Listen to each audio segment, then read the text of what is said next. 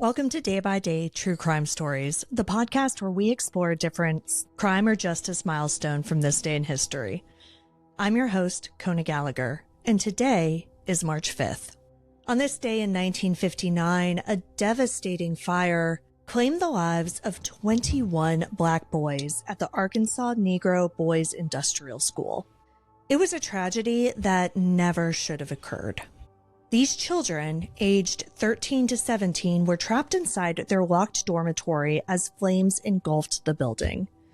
They pounded on doors, clawed at windows, but many were unable to escape. And after the smoke cleared, their deaths were swept under the rug and dismissed as an unfortunate accident rather than the gross negligence that it really was. This wasn't just a fire, this was a systemic failure. It was a failure of the juvenile justice system, of Arkansas officials, and of a society that saw these boys as disposable. Today, we'll talk about what led to the tragedy, how officials tried to cover it up, and why these young lives were forgotten for so long. Let's get started.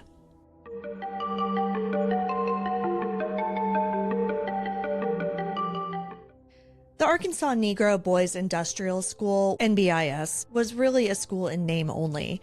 It was founded in 1927 as a juvenile reform school for young black boys in the state.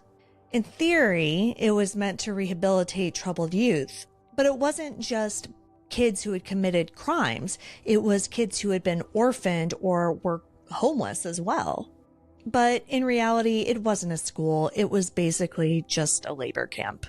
At the time, racial segregation dictated every aspect of life, and that included juvenile justice. At the same time, white juvenile offenders were sent to schools with vocational training programs that offered skills like carpentry, welding, and auto repair. They lived in dormitories with heat, running water, and proper sanitation. They also received an actual education, and some were even able to earn their high school diplomas while in custody. Meanwhile, at NBIS, black children were given none of that. They lived in overcrowded, poorly maintained buildings with no real heat or sanitation. They also drank contaminated water, which made many of them chronically ill. And they weren't given education either. They were just used for forced labor. And worst of all, they were locked inside their dormitories every night while their white counterparts had unlocked doors in their dormitories. And they weren't locked in for their safety. They were locked in with heavy padlocks on the outside, like prisoners. And this meant that if anything went wrong, there was no way out. And by 1959, the facility was just a disaster waiting to happen. It was just after 4 a.m. on March 5th, 1959, when a fire broke out in the main dormitory. 69 boys were sleeping. Some later recalled that they had smelled smoke earlier in the night, but no one investigated.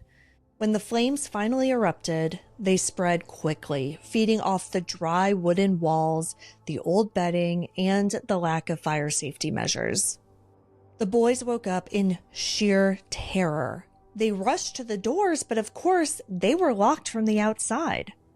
Some boys ran to windows trying to break through the thick metal mesh with their bare hands.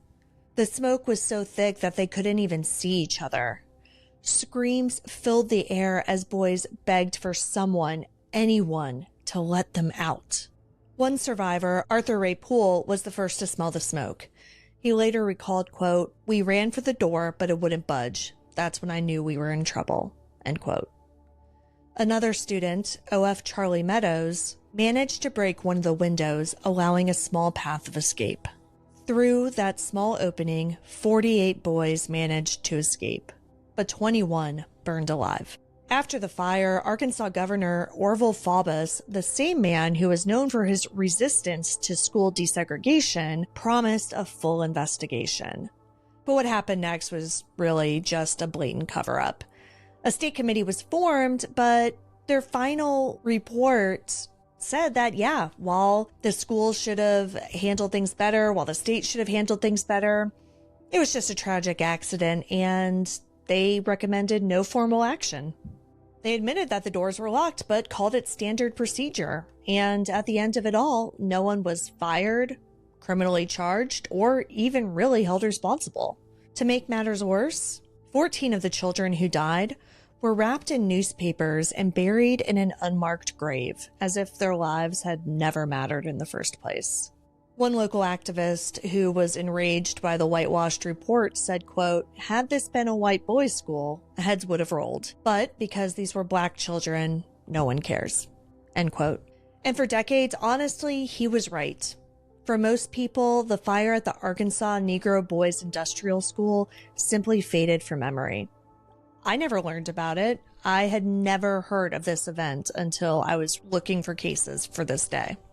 For nearly 60 years, the 14 victims who were buried in that unmarked grave remained there without headstones, their names slowly disappearing from history.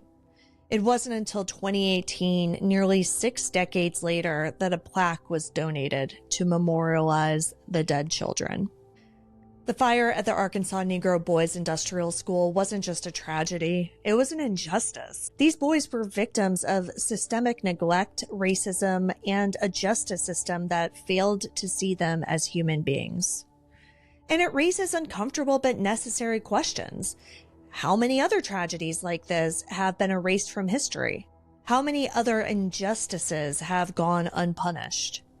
And how many lessons from the past are we still failing to learn from? Because this isn't just a story from 1959. It's a story about who gets remembered and who gets forgotten.